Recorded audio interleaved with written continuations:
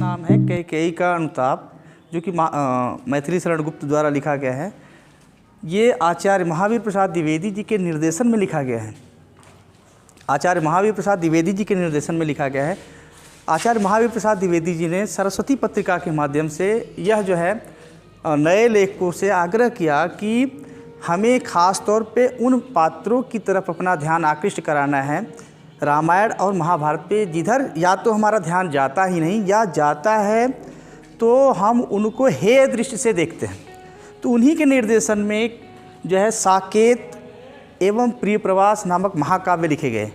तो साकेत जो कि मैथिली शरण गुप्त द्वारा लिखा गया है और उसमें मैथिली शरण गुप्त ने कैकेयी की ओर ध्यान आकृष्ट किया है। तो ये कैकेयी का अनुताप, कैकेयी का अनुताप का अर्थ होता है पश्चाताप। तो कैकेयी के कारण ही श्री रामचंद्र जी को वनवास हुआ। कल हमने अपने वीडियो में बताया कि दो पैराग्राफ हमने पढ़ा दिया। तो आज है हा इसी अयस के हेतु जनन था मेरा, निज जननी के ही हाथ अनंत था मेरा। अब कौन अभिषिप्त और आर्यवह किसका, संसार नष्ट है भ्रष्ट हुआ घर जिसका। मुझसे मैंने ही आज स्वयं मोह फेरा, हे आर्य बता दो तुम ही अभिषिप्त मेरा।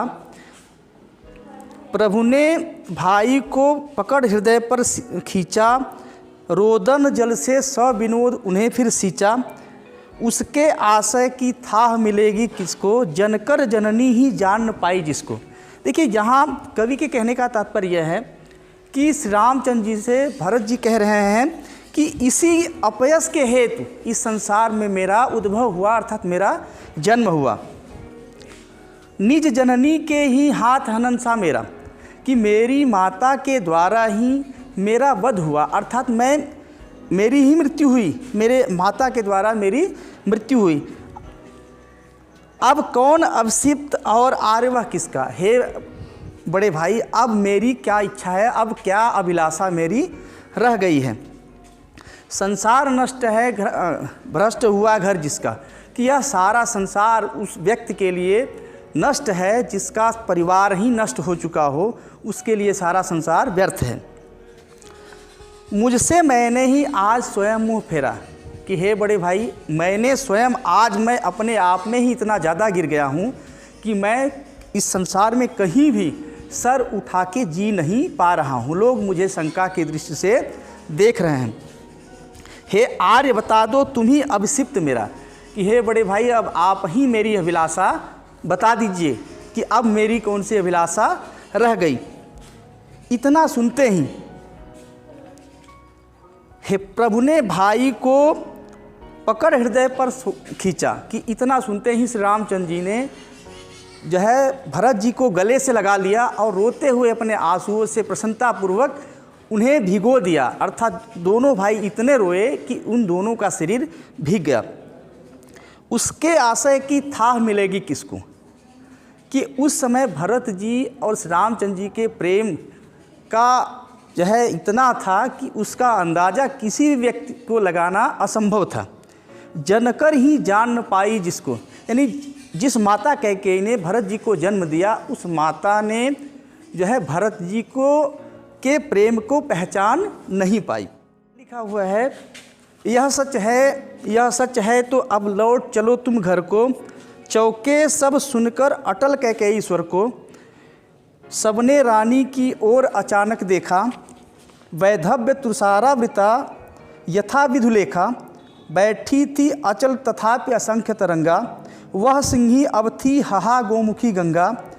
हाँ जनकर भी मैंने न भरत को जाना, सब सुन ले तुमने स्वयं अभी यह माना। यह सच है तो फिर लौट चलो घर भैया, अपराधीन मैं हूँ तात तुम्हारी मैया।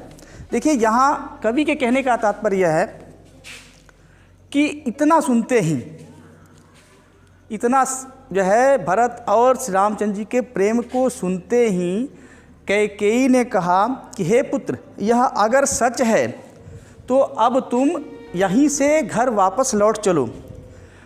और कैकेयी को की आवाज़ सुनकर सबने जो है दृढ़, अटल का अर्थ है दृढ़, तो कैकेयी के दृढ़ निश्चय को सुन करके जो है, इस बात को सुनकर जो है सभी का ध्यान कैकेयी की ओर चला जाता है और सबने रानी की ओर देखा तो रानी विधवा यानी सफ़ेद वस्त्रों में लिपटी हुई कैकेयी विधवा वस्त्रों में उस समय थी और ऐसी लग रही थी जैसे कि पाले से अर्थात ओस से ढकी हुई चंद्रमा की किरणें दिखाई दे रही हों, उसी प्रकार जो है कैकेयी उस समय दिखाई दे रही थी। बैठी थी अचल तथाप्यसंग तरंगा, उस समय जो है स्थिर रूप में कैकेयी बैठी हुई थी, उसके हृदय में अनेक भाव विचार आ रहे थे। वह सिंही अब थी हाहा गोमुखी गंगा, कि वह सिंही अब जो है गोमुख के समान पवित्र हो गई थी।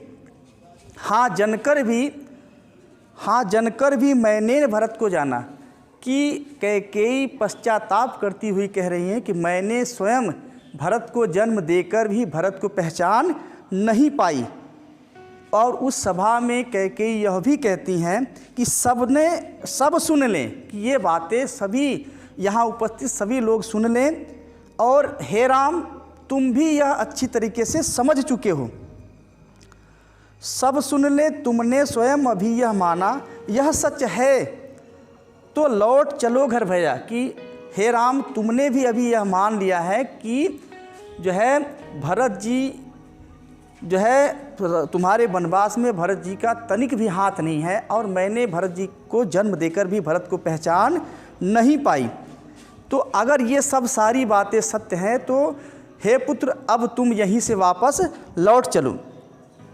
अपराधीन मैं हूँ, कि सारी अपराध की जड़ मैं ही हूँ।